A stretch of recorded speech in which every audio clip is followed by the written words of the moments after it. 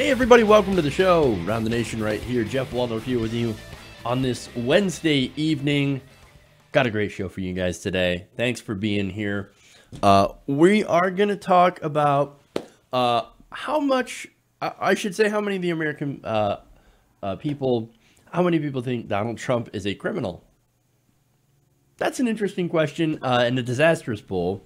Then we're going to talk about Trump's school records.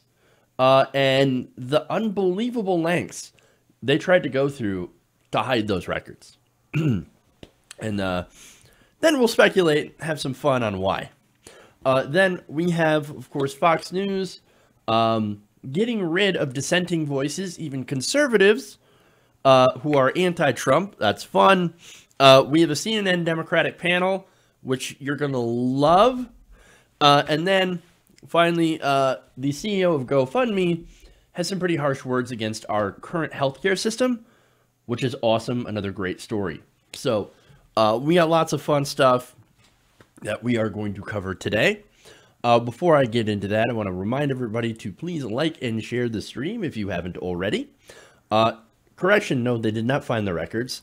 But we know who knows where they are, and he is not saying a thing. So all that stuff we're going to get into in the story. But anyway, please like and share the stream if you haven't already. Let's go and thank some patrons. We will start out with Greg Resnick, Gregory Ledger, Harold Honeywell, Harry Hightower, Heather Tate, Hendro1, Holly Shutta, Holly Tallman, and Juli Rodriguez. So thank you to all those people for being patrons. You can be a patron, patreon.com/TYTNation, or conversely, you could also, or I should say either, or you could become a member. And I've got some members to thank, including Andrew Pollard, the newest member of the day, and then Ingrid Gottschalk, Paul Davidson, and Demos Aries. So thank you to all those members. You guys make the show. All right. So a little bit of fun stuff before we go. So look, I talked yesterday about Ilhan Omar, right? So the establishment, the right wing, are trying to go after Ilhan Omar for supposedly being anti-Semitic, right? So now a lot of progressives have been waiting for AOC, for example, and other progressives to come to her defense, other high-profile progressives. Well, today Bernie Sanders did so.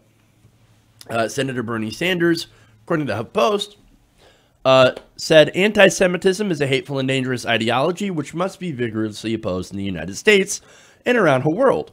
We must not, however, equate anti-Semitism with legitimate criticism of the right-wing Netanyahu government in Israel. Rather, we must develop an even-handed Middle East policy which brings Israelis and Palestinians together for a lasting peace. And he says in direct reference to Ilhan Omar, what I fear going on in the House now is an effort to target Congresswoman Omar as a way of stifling that debate. That is wrong. Well, thank goodness Bernie Sanders has finally come out and made that position very, very clear. So good on him, man. I love it. All right. Anyway.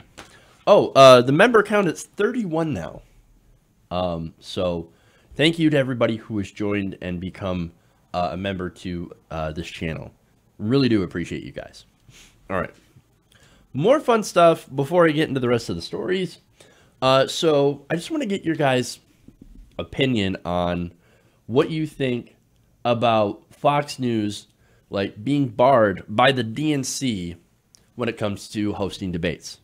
So the DNC, Tom Perez earlier came out and said, look, we're not going to let Fox News. We don't think they're a journalistic outlet.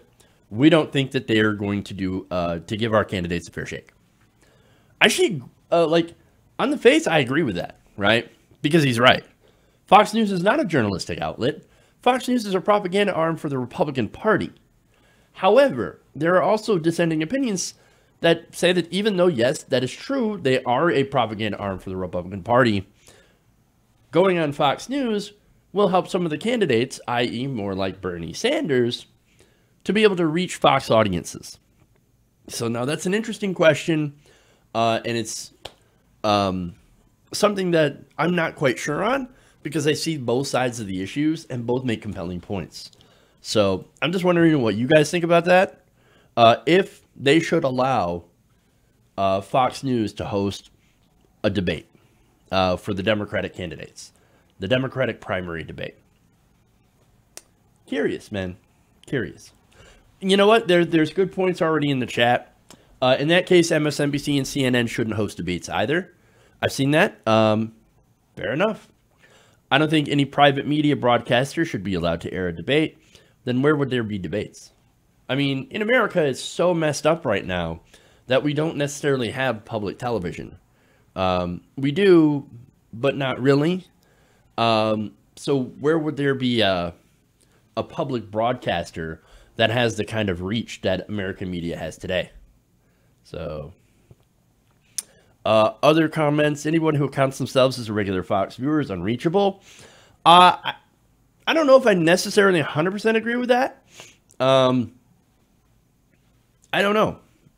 One of the things about Bernie Sanders is that he was able to reach Trump supporters in like South Carolina, or is it North Carolina?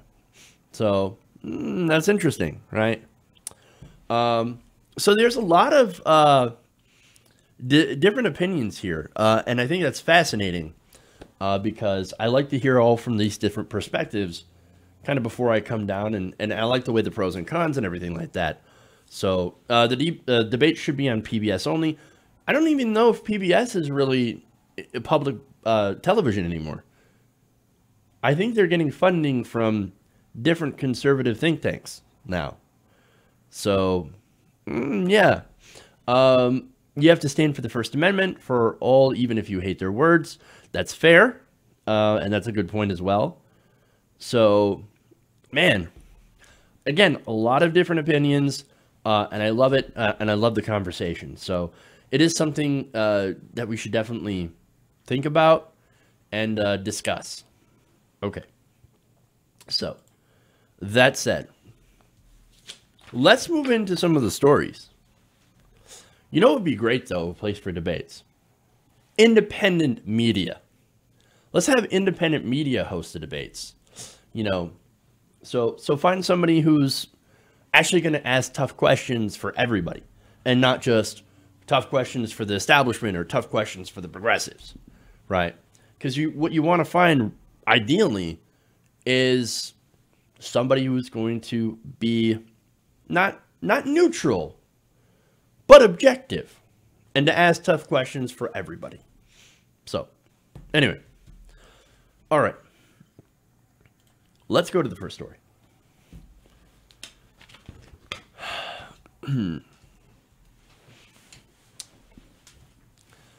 So there is a new disastrous poll out for President Trump, which finds that most Americans believe Trump to be a criminal.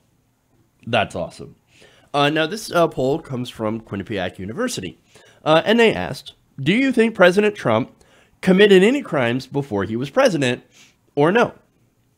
64% responded that, yes, they believe that Trump has committed crimes. 64%. Again, that is nearly 2/3 of the country that thinks, yes, he is a criminal. But to be fair, he was a criminal before becoming president. Okay, that's an important distinction in the poll. Now, 24% believe that, no, he had not done any crime, and 13% didn't know or wasn't sure or didn't answer. Now let's get to after the election, when he becomes president. They asked if they thought President Trump had committed crimes since taking office. Now, that result is actually a little bit more down the middle. 45%, still a slight majority, say yes, he has committed crimes while in office, likely to enrich himself, while 43% said that he had not. That is a disaster. There is no good way to spin that 2/3 of Americans think that you're a criminal. I mean, come on. You might wonder, of course, Well, okay, crimes. What could he have possibly done before he got into office? Well, look, I think there's a lot of answers to that. So let's go through some things that might be potential crimes. And again, this was pre-election. This was before he became president. So, of course, all this stuff is involved in the Trump organization.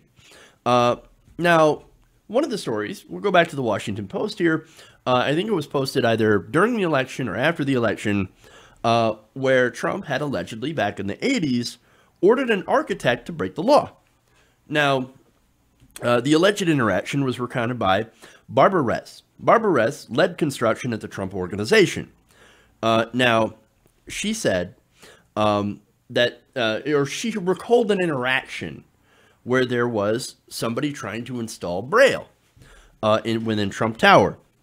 The interaction is as follows.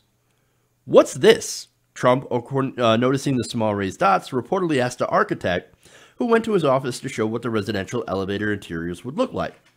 The architect had responded, quote, "Braille. Take it out," was his response. "We can't. It's the law." And that's true. The Americans with Disabilities Act, of course, required that Trump Tower have Braille so that blind people could get around. He said, in response to that, "Get rid of the expletive Braille. No blind people are going to live in Trump Tower. Just do it." Well, and that's who Donald Trump is. That's who Donald Trump was. He would order you to do crazy things, and sometimes those things would be illegal. But he didn't care. He'd ask you to do it anyway. Not only that, but he'd hired, of course, undocumented immigrants to work at some of his resorts and buildings. Not to mention, there could be possible money laundering, which is what the House is looking into now. New reports on that, where they're really digging into Trump's finances to find evidence of money laundering. And of course, look, there have been news reports where, of course, you had Saudis, some of the rich Saudi princes, I should say, buying up tons of rooms or renting tons of rooms at a time in Trump Tower and leaving them empty. That's weird. Or you have Russians doing, buying expensive rooms as well, or condos and things like that from the Trump organization for way what they're worth, over what they're worth. That looks like money laundering to me. Then, of course, you have the stuff that we know about, hush money payments, Stormy Daniels. That's when he was a candidate. You also had him running a fake college in order to scam students. That was shut down. You had a fake foundation that was also dissolved. And that was used to funnel money to himself, among other things. Donald Trump, I'm very convinced that Trump has led a life of crime. That's just my read of the situation, right? So now that goes into the next question on this poll, and that's trust.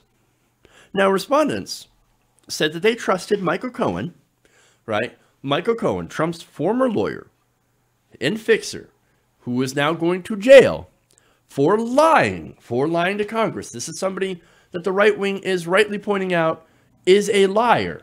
Now, they're also saying, well, he's absolutely untrustworthy now that he's against Trump because he's a liar and he's lied to everybody. He's a lying liar who lies all the time. You can't believe him. Well, the American people, unfortunately for Trump, believe Michael Cohen more than they do the president by a 50 to 35% margin. They look at Michael Cohen and say, that guy, we know he's a liar. We know he's a snake. And we still believe him more than we believe the president of the United States. Because the president of the United States is a pathological liar. I mean, look, this guy, there have been reports who said that Trump has been documented lying at least 9,000 times since taking office. It's over 9,000. I mean, come on. He lies all the time. So, no. Obviously, this is really bad for him politically. Now, Tim Malloy, assistant director of Quinnipiac University, said this in a statement, quote, "The answers to 2 survey questions delivered a double-barreled gut punch to the honesty question. When 2/3 of voters think you have committed a crime in your past life, and almost half of voters say it's a toss-up whether you committed a crime in the Oval Office, confidence in your overall integrity is very shaky." I think that's the understatement of the century. Add to that, he says, Michael Cohen, a known liar headed to the big house, has more credibility than the leader of the free world. No, and look, that's because Michael Cohen, he brought his receipts. He brought proof, and then he actually told a compelling story. That story was true. And there was no reason for his testimony to be false. Again, when he was working for Donald Trump, he was lying on behalf of Donald Trump. That's the whole reason he's in trouble.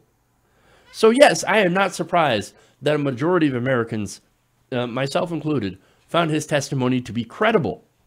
And again, in all this stuff, you have to have your BS detector, and you can figure out who's lying and who's not. Michael Cohen, he was not lying. And look, you want to talk about crooked, right? Now maybe, look, Donald Trump loves to give nicknames. Maybe I'll give him one. Crooked Donnie. Crooked Donnie is the subject of multiple investigations. I mean, look, not only that, but everyone around him seems to also be incredibly crooked.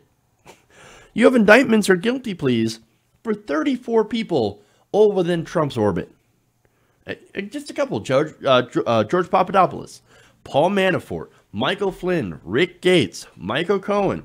They have all pleaded guilty to various crimes.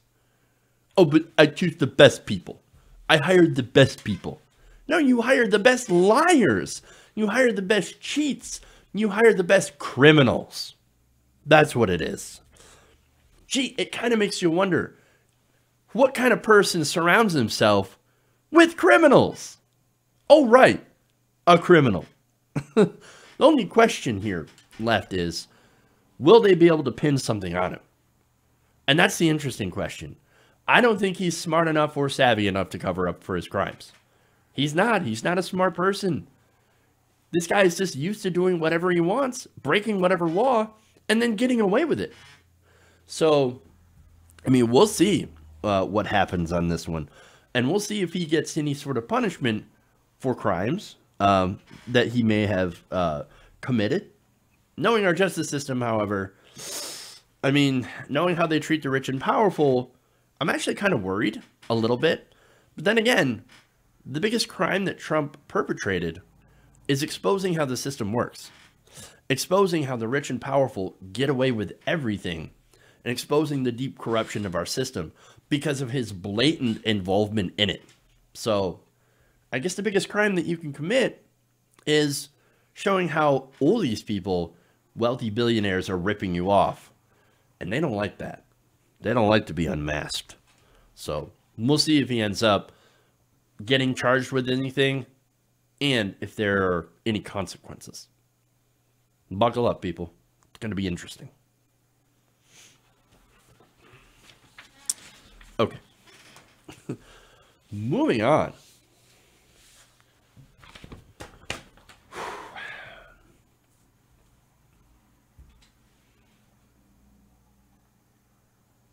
How many people believe that the winning formula would be for a Democrat?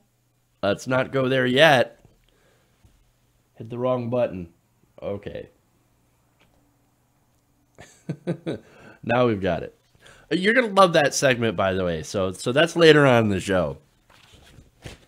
But first, we're going to get through Donald Trump's school records. Where are they? That's a good question. So during last week's Michael Cohen testimony, we learned that Donald Trump had instructed Cohen to do some interesting things. Now, one of them is hide his transcripts. Now, well, that's weird, right? Why would you hide both your college transcripts and your high school transcripts? Okay, look, I understand if that's private information, and it is. But then again, this is somebody who runs around bragging how smart he is. Now, how did he do that? Well, he did that by having Cohen send threatening letters to Trump's schools, warning that they will hold your institution liable if any of the records were released. That's strange.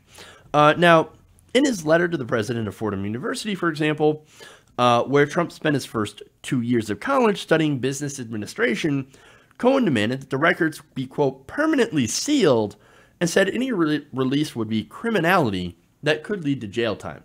Now, look, if you do release records, yes, they are bound by privacy. So he might be right that there would be some consequences to releasing those records. Now, Fordham followed up with that by saying that, yes, that was true.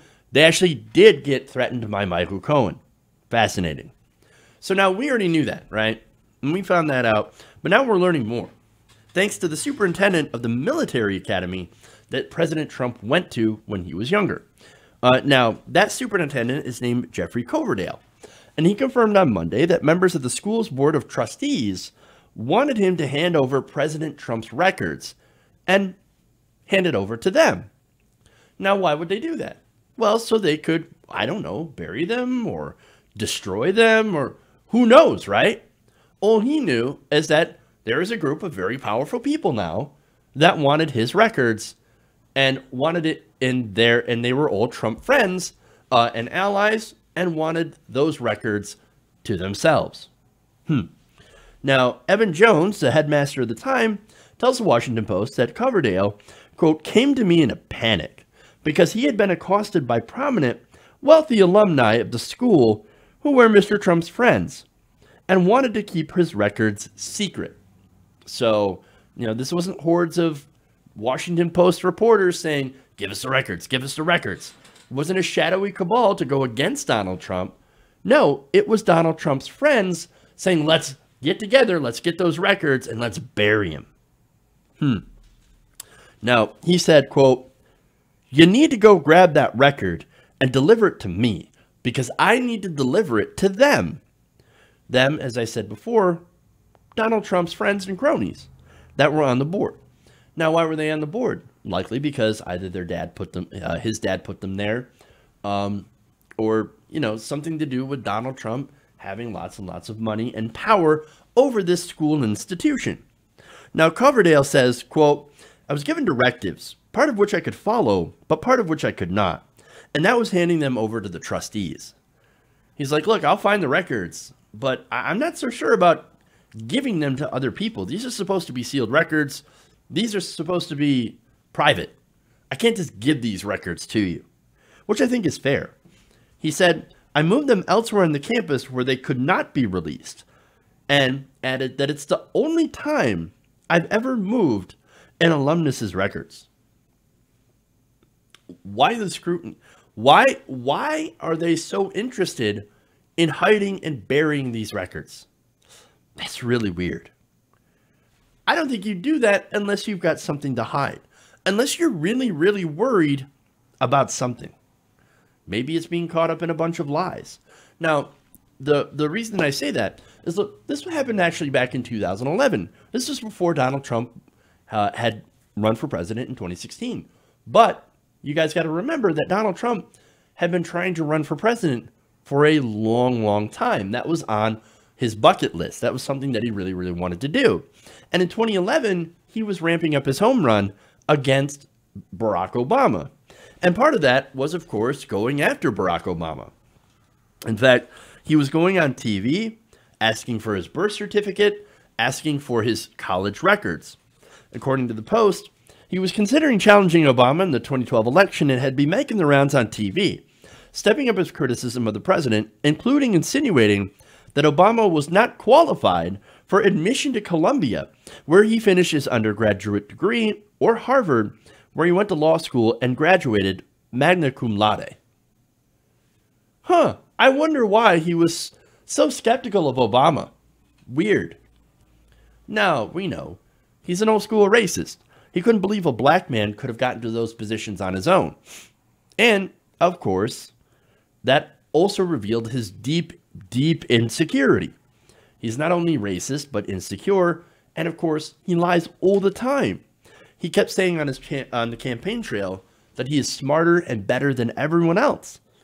Last year, he said that, quote, he heard that I was first in my class at the University of Pennsylvania's Wharton Business Program. That's what he said. He heard he was the best. He heard. If you were the best, wouldn't you know that? You should know that. But no, it's a lie. Trump's name does not actually appear on the school's dean list or on the list of students who received academic honors in this class of 1968. So, no, he was not one of the best.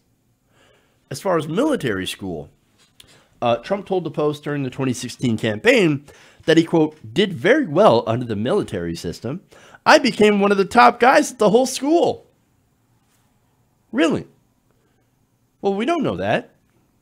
And you're certainly trying to make it so that we can't find out by hiding your records. And why do I think that is? I think it's because he's dumb. And he knows he's dumb. So, back to the efforts to try to bury that transcript.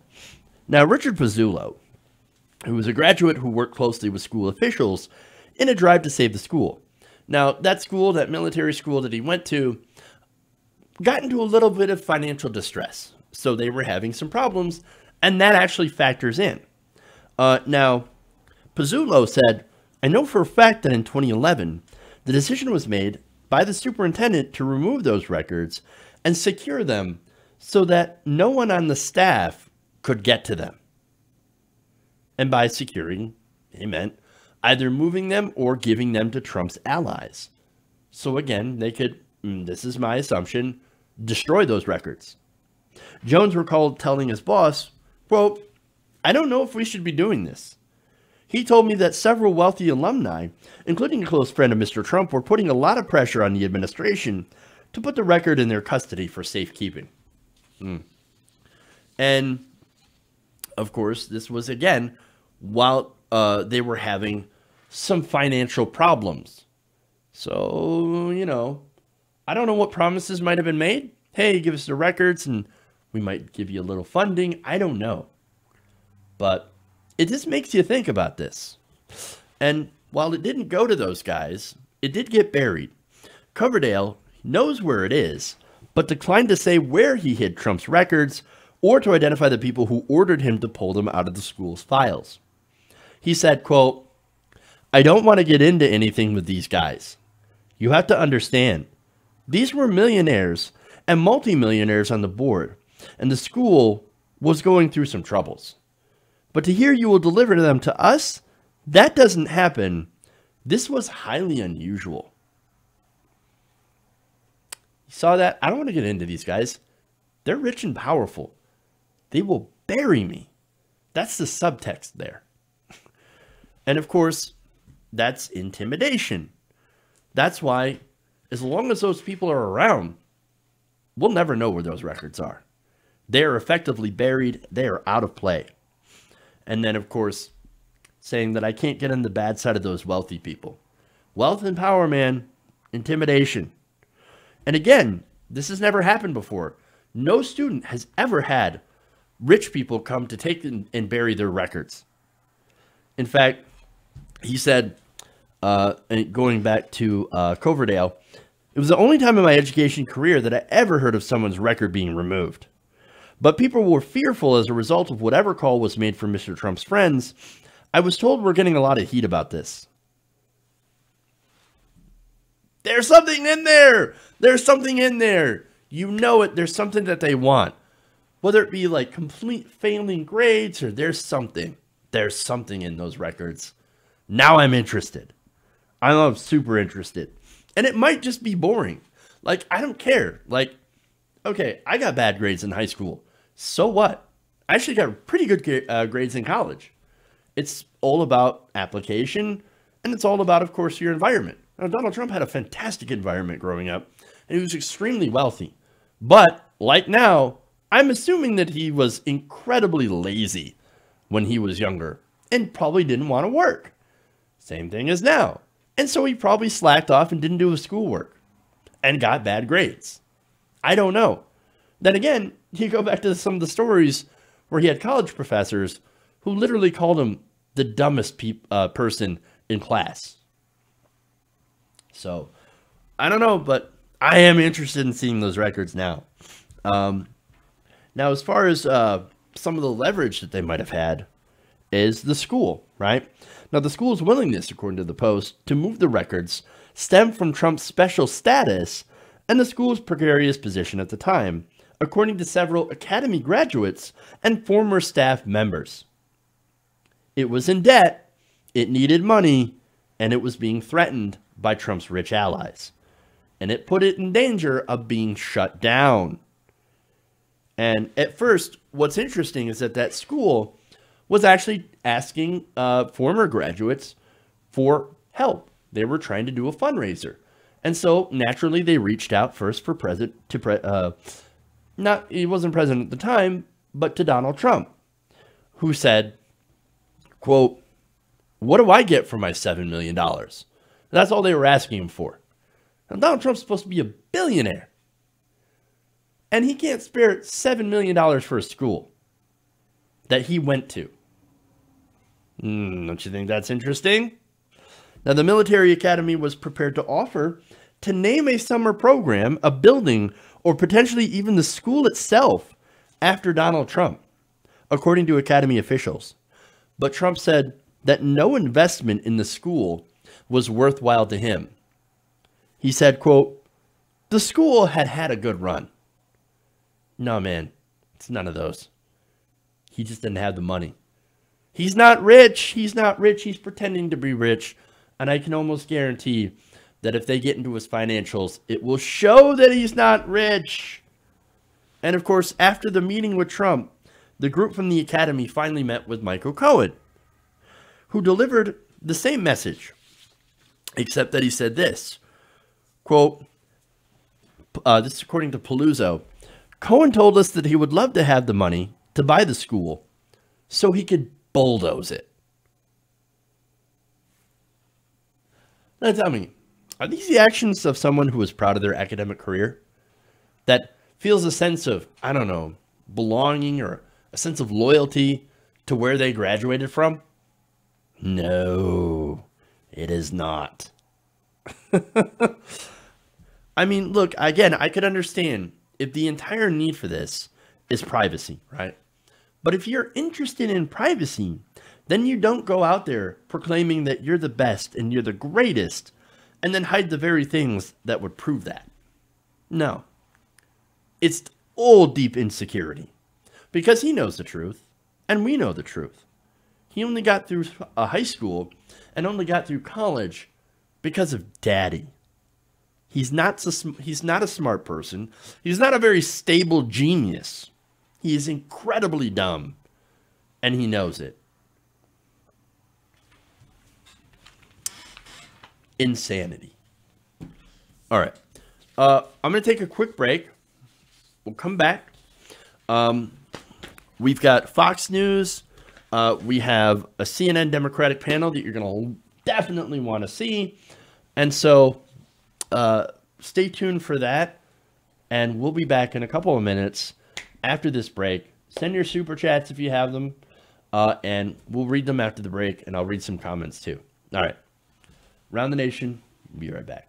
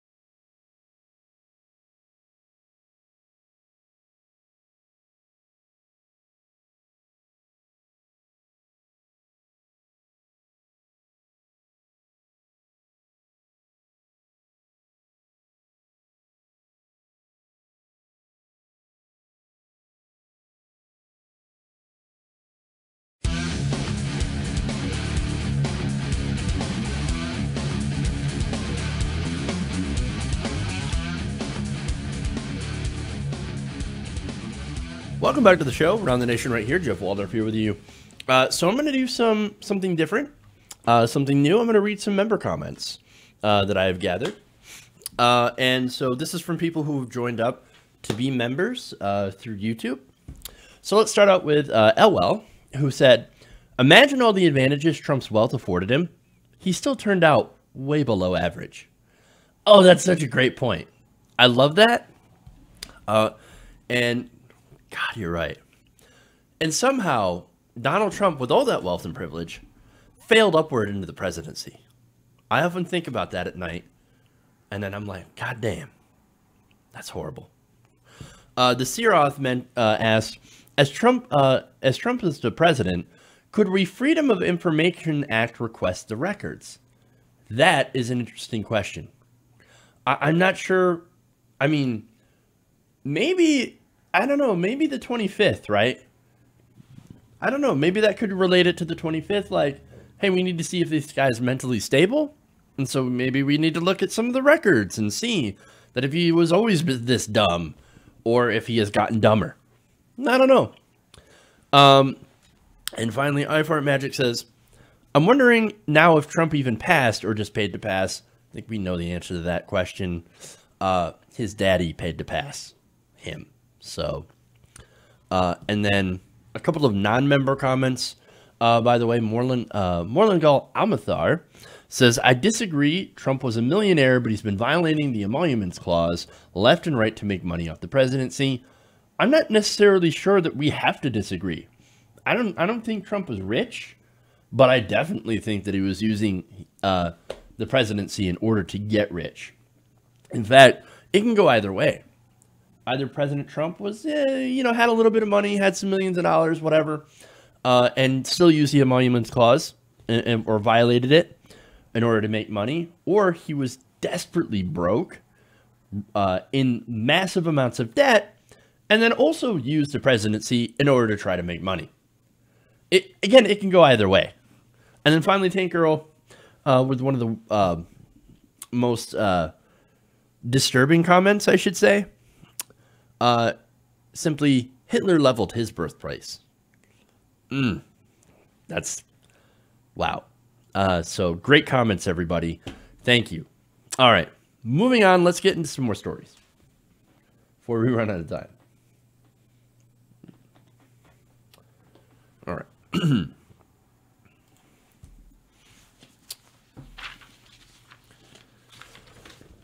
Okay.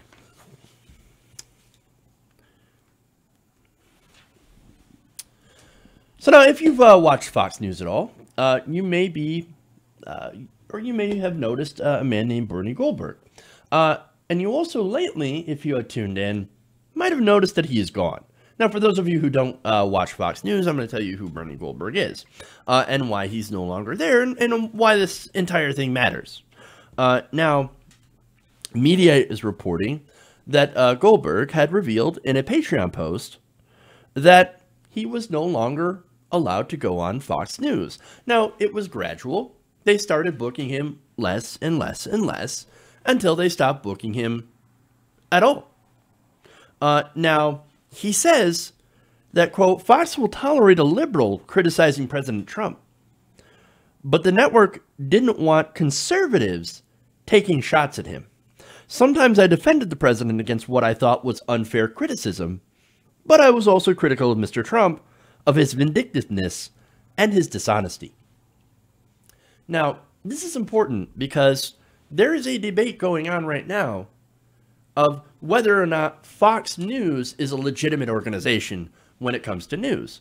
And look, recently the DNC, Tom Perez, says we're not going to allow Fox News to host these debates for our presidential primary because we don't believe they're an actual journalistic organization.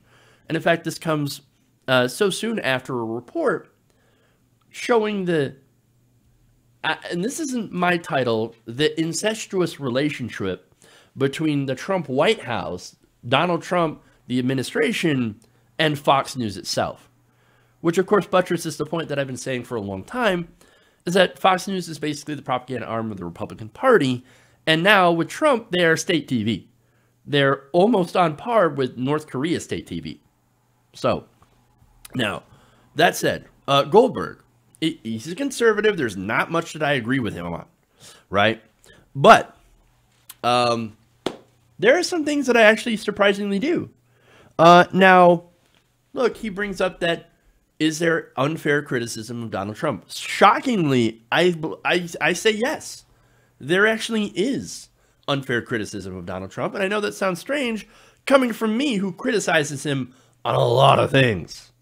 Now, let's go to where I agree with that. Issues of trade, right? I agreed with him that the Trans-Pacific Partnership was terrible, and that NAFTA also not great and needed improvements. Now, that said, I didn't really care for his improvements because he didn't really do anything, because he's not smart enough and he doesn't understand trade and all that stuff, right? Now, another thing is his previous desire to leave Syria, right? Now, of course, he reneged on that, and now he is in favor of keeping our troops in Syria, when earlier he said he wanted to pull out. But when he was saying, let's pull out of Syria because we don't belong there, our troops don't need to be in the middle of this war zone, and we don't need to be, provoking this, etc. I was actually saying, yes, okay, let's do that. Let's have a more sane foreign policy. Let's not go in and do regime change. Of course, President Trump has backtracked on all of that. But back then, when he held those positions, I actually gave him a lot of credit, right? And I guess that's the thing about Trump, is that you got to watch when you give him credit, because like 2 days later, he'll backtrack on it. But anyway, that's I know this was supposed to be a defense of Donald Trump, but I find it really, really hard. And I am trying. I am stretching, man. Anyway, now, here's the thing. Okay, another thing for Trump that I am okay with, right? Trying to do diplomacy with North Korea.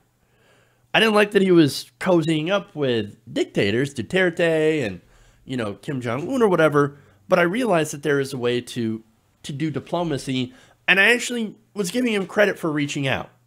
Now, I criticized him the other day for walking away from that and undoing everything, because, man, like, here's the thing. I actually want peace with North Korea.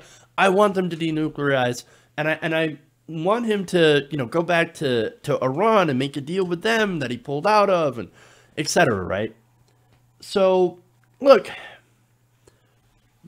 okay, anyway, there's a lot to criticize him. I know I said I was trying to defend him, but goddamn, it's really hard. All right, anyway, so let's go back to Goldberg, right? So now Goldberg says there's a lot of unfair criticism. I tried to make that point. I don't think I made a very convincing point that I agreed with him. But he also pointed out that Trump is a vindictive liar, which is true. And that's good because, look, he's one of the few conservatives that's actually being somewhat honest about Donald Trump. So now what does Fox News do? What's their reaction? Well, they gave him the boot. He said, and those according to Mediaite, Goldberg had for months a regular guest on Fox News' Fox News host Bill Hemmer's mid-morning show. But then he says, quote, without ever telling me why, his staff stopped asking me to offer my opinions and analysis on his show. Goldberg said the decision to cut him off from appearing on Fox likely came down to ratings, as Trump supporters were more likely to change the channel if anyone criticized the president. Now, how's that for being in a bubble, right? Now, here's the thing about bubbles, right? You generally don't want to be in one. And I realize that as progressives, we have kind of our own bubble, right? But see, here's the thing.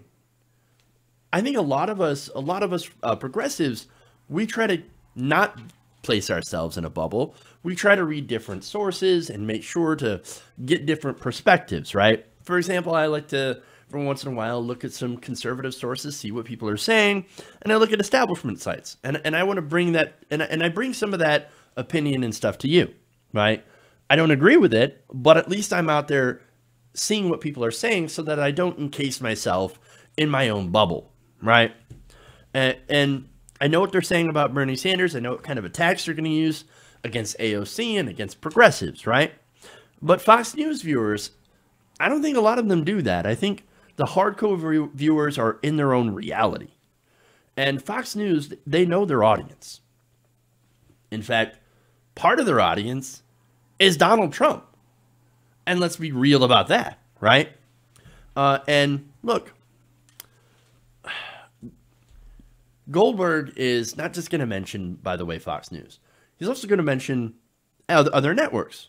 He said in cable TV news at Fox and CNN and MSNBC, the business model is easy to understand. Give the audience what it wants to hear. Validate the biases of the viewers. Keep them coming back for more. In that world, I was a problem. Oh, truer words have never been spoken. And again, I don't agree with Bernie Goldberg a lot. But on this issue, what he just said there is 100% correct. Yes, that is unfortunate. And I think it's unfortunate because we see that in almost every medium, right? All these different networks, they do pander to their audience. CNN and MSNBC, for example, they talk nonstop about Russia. Rachel Maddow is now Russia Maddow. I mean, come on. They pander, and they use that to pander to the centrist liberals, of course. And Fox News panders to the Trump people with crazy propaganda and, constant attacks on AOC, etc., right? Now, progressives are interesting because, again, I've showed you that we're open to all different perspectives, right? But there is nowhere on television that our views are represented. No, it's true. It's true. And you go to CNN and you hear these panels on 2020, etc., talking about AOC, Bernie Sanders.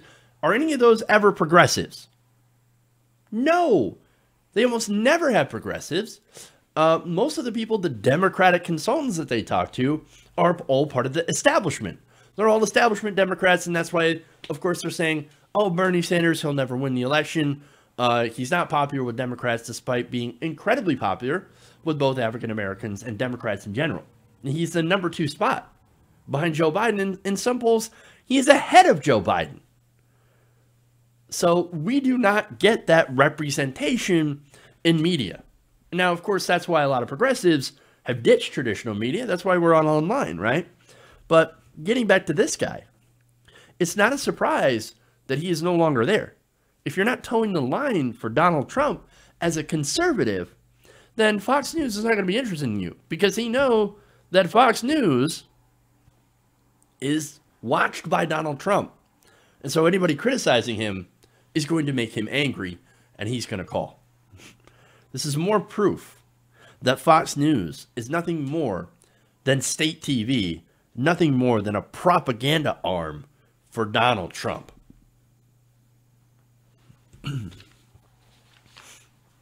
Now, that said, I'm actually going to show you now CNN. But don't worry, you guys will love this. Okay.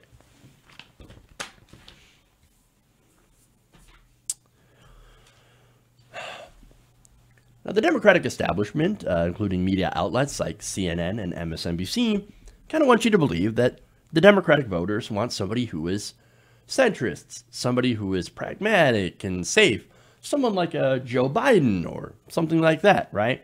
Or even a John Hickenlooper, right? Now, John Hickenlooper, it's kind of a funny story. He is polling at about 0% right now. And yet, for some reason, there are segments on CNN and MSNBC and anchors talking about how, John Hickenlooper, real contender for 2020.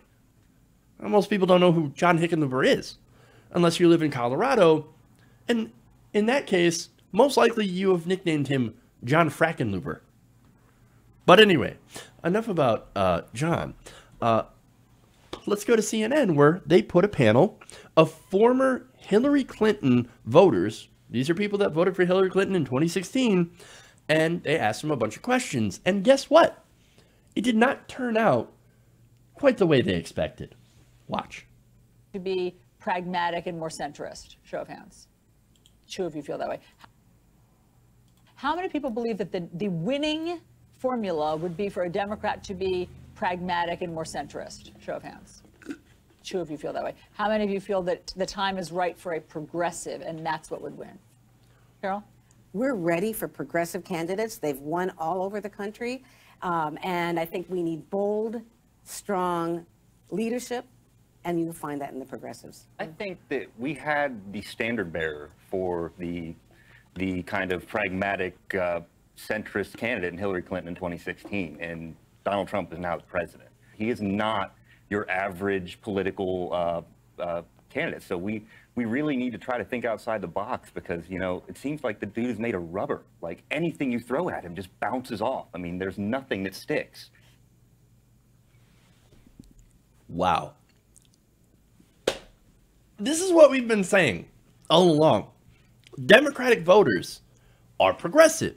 Democratic voters, look, the reason that they went with Hillary Clinton, a centrist, safe, pragmatic candidate, is because all the media was telling them, hey, you need to have a centrist, safe, pragmatic candidate in order to beat Republicans. You can't have some wild-eyed leftist, right? You can't have somebody like Bernie Sanders running in this race, because you will lose against Donald Trump. You have got to go down the center to appeal to the centrists, right? Well, no. That guy rightly pointed out how, yeah, we did that. And guess what? Donald Trump won. He won the election. Look, progressives are the only thing that can beat Donald Trump. And look, I was saying that during the election. Maybe it's probably different now because Trump has been such a disaster. But again, progressives, I think, are the best chance for stopping people like Donald Trump. I mean, Hickenlooper? Come on. Klobuchar? No way. They've got no chance in this election. No chance at all. Now, they continue, right? So, you know who else this panel doesn't want? Joe Biden. Watch. How many of you would like to see Joe Biden get in? Show of hands. What's happening, Russell? His time is done. I'll be honest. I used to think, like, you know, because obviously he was riding like kind of the Obama wave, and I thought he was the person that would unite the party. But to be honest, you know, Senator Biden really comes from the kind of the good old boy politics of the past. I don't think Joe Biden represents that new thing that we need. We need a new economy, we need a new politics, and we need someone different. I'm sorry. That's awesome. I love her reaction, Camerota. What is happening right now? What? No, you don't want Joe Biden, but we love Joe Biden. What about Uncle Joe? And these guys are saying, no, we don't want Joe Biden. He's part of the old school. He's part of the good old boys club. We don't want anyone like that. We are not interested. And here's the thing, right? So Joe Biden, right now among Democratic voters, is actually, depending on which poll you look at, is either ahead or just behind Bernie Sanders. Now, Bernie Sanders is either number one or number two among Democrats, and a lot of that, of course, is because he's progressive, he's bold, but also, let's be honest, name recognition is really, really important for him. That's something that he did not have. And he also has the advantage of having an enormous grassroots army. He's got 1 million volunteers, and he's been raising tons and tons of money from grassroots followers. And so he's actually got a lot of the advantages of a front runner, and therefore should be considered the front runner. But of course, the establishment is surprised. They don't want to let go of 2016. And so there were Democrats on this very panel that were not quite in favor of Bernie Sanders. One of them was, and he said something like, look, we could go with the safe choice of Bernie Sanders because he's got an army behind him and he's got a machine that is different than the Democratic Party machine. And so he can reach out to people who necessarily were not Democrats. And then, of course, there were others that said, well, he's too much of a divider. And those are the people that are unfortunately falling for the establishment propaganda put out by people like Tom Watson and, you know, some of the bitter Clinton staffers, Zach Buchanan, and, you know, etc. Now, here's the other thing, right? That said, the panel, some of the panel members like Kamala Harris. Now, Kamala Harris, she adopted Medicare for all. That, and, you know, well, okay, she kind of adopted Medicare for all. Let's be fair about that. Let's be honest here, right? But a lot of the policies that some of the Democratic Party candidates are running on are adopted from Bernie Sanders in his 2016 run. So let's be honest about that. And by the way, that brings me to the issues that this panel says that they care about. And you're going to see that some of these issues, or all of these issues, are actually incredibly important and have been addressed by progressives. Watch.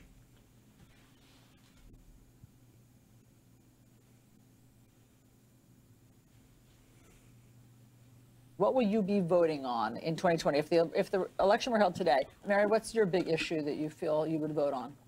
You know, my big issue truly is about climate change. I think because it touches everyone, and it touches jobs, and it touches our future. And we cannot have a conversation about politics without considering what we are doing to the planet. And I mean, you see people freaking out over the wall and these migrants coming up from Central and South America.